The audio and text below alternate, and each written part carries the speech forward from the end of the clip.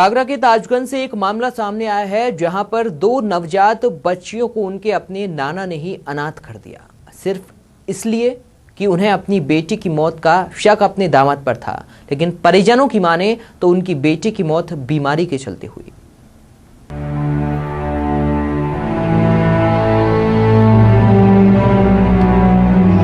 अभी तो इन दो बच्चियों ने अपनी आंख भी नहीं खोली थी और न ही अपनी नन्ही नन्ही आंखों से दुनिया के रंग को देखना शुरू किया था, और न ही नवजातों ने अपने माता पिता की गोद में अटखेलियां लगाई थीं।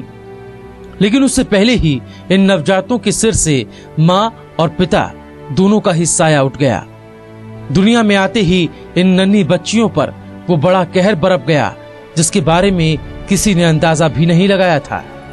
बल्कि इन्हीं बच्चियों का वो खास था जिससे परिवार की जड़ें शुरू होती है। यहाँ पर आके उन्होंने एक प्लान बनाया। प्लान के हिसाब से उन्होंने कहा कि हमें 5 लाख रुपए चाहिए। गरीब आदमी अगर 5 लाख रुपए होते तो थाने कैसे ले जाते, तो हॉस्पिटल नहीं ले जा सके, हम 5 लाख रुपए कहाँ से देंगे। उन्होंने कहा था तो हमें बदला लेना है, हम लड़के को मारेंगे या किसी परिजन को मारेंगे। उन्होंने वही किया, उन्होंने रात को मार के फांसी पर लटका दिया। इन नवजातों को अनाथ करने का कोई और नहीं बल्कि उनका नाना है।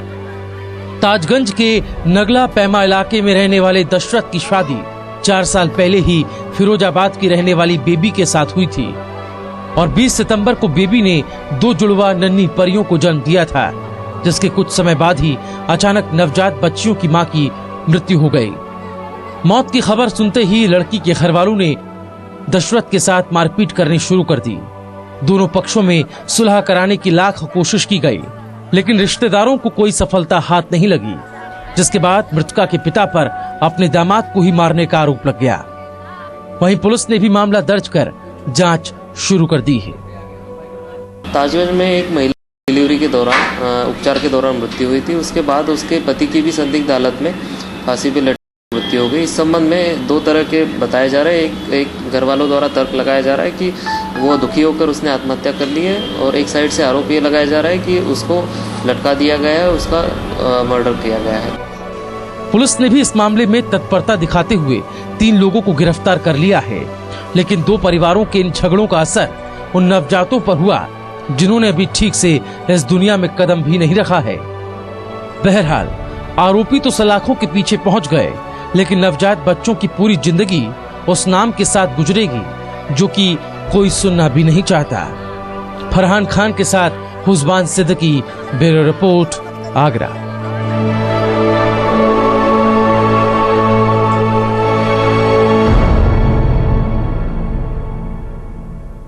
और उत्तर प्रदेश